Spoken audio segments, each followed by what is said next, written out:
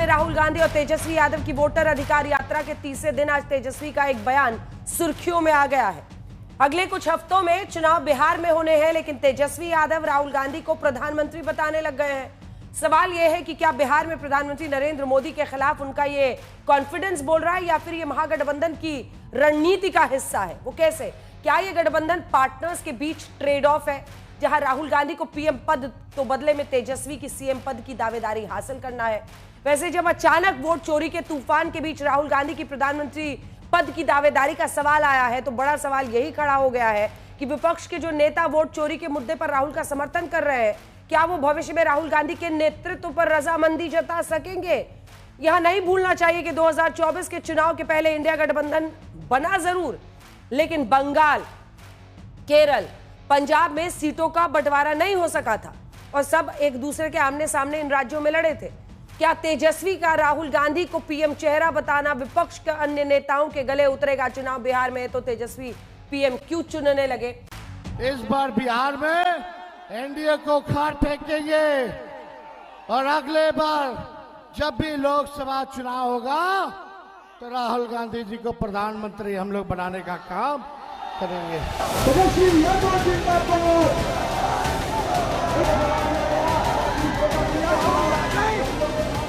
बिहार में अगले कुछ हफ्तों में चुनाव है, लेकिन वहां विपक्ष के मुख्यमंत्री चेहरे पर कोई साझा ऐलान नहीं।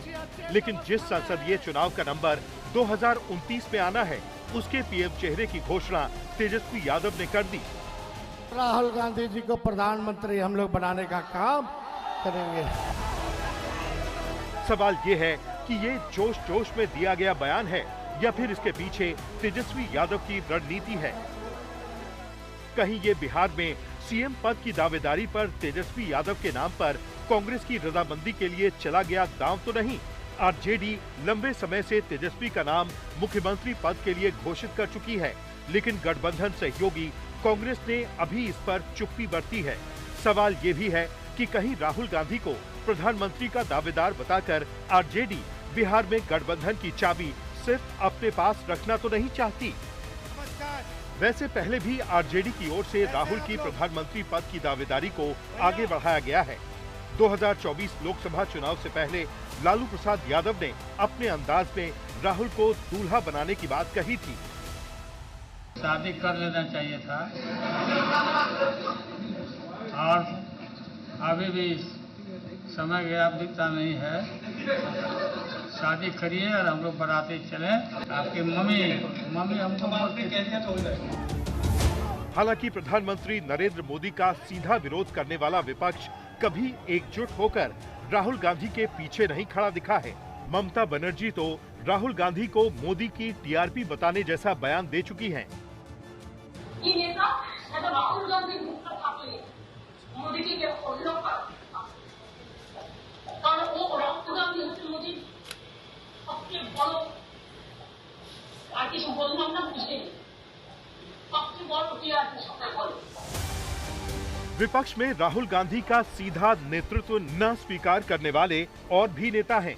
हालांकि अभी जब राहुल गांधी ने वोट चोरी का मुद्दा छेड़ रखा है, तो क्या अखिलेश और क्या ममता, सभी दलों के नेता संसद और संसद के बाहर एकजुट दिख रहे हैं और यही राहुल की ताकत बनता दिख रहा था।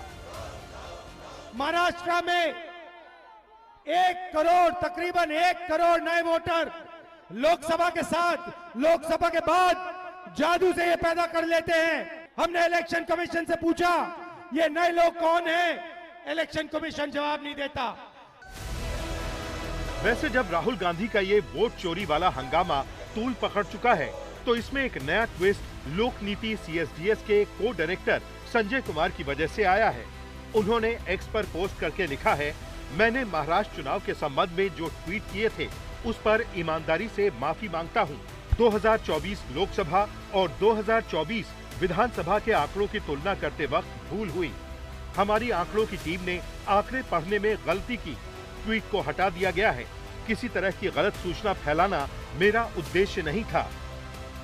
लोक नीति सीएसडीएस के आंकड़ों के आधार पर ही कांग्रेस के पवन खेड़ा जैसे नेताओं ने एक्स पर पोस्ट करके दावा किया था कि महाराष्ट्र में लोकसभा और विधानसभा चुनावों के बीच नासिक वेस्ट और हिंगना में करीब 45% वोटर जुड़े, जबकि रामटेक और देवलाली में करीब 40% वोटर हटे। संजय कुमार के साथ साथ पवन खेड़ा का भी ट्वीट अब गायब हो चुका है। राहुल गांधी के बेबुनियाद आरोप भी CSDS के डेटा पे आधारित हैं।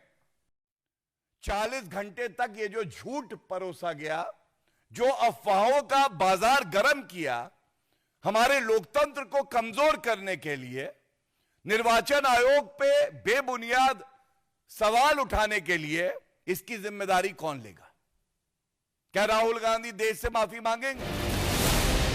लोक नीति CSDS द्वारा आंकड़े वाली भूल स्वीकार करना राहुल की राजनीति को गलत साबित करने का बीजेपी को बड़ा मौका दे रहा है।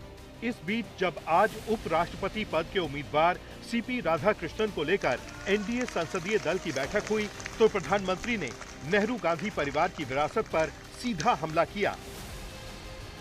प्रधानमंत्री ने कहा, नेहरू ने सिंधु जल समझौता कर दोबारा देश का बंटवारा किया।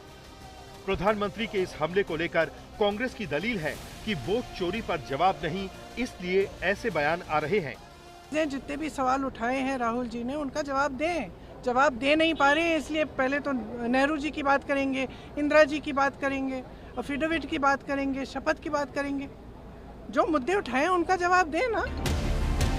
वोट चोरी से लेकर सिंधु जल समझौते तक आर पार की लड़ाई है और इन्हीं सब के बीच तेजस्वी द्वारा राहुल की PM पद की दावेदारी पेश करने का गणित समझने की कोशिश हो रही है। ब्यूरो रिपोर्ट, आज तक।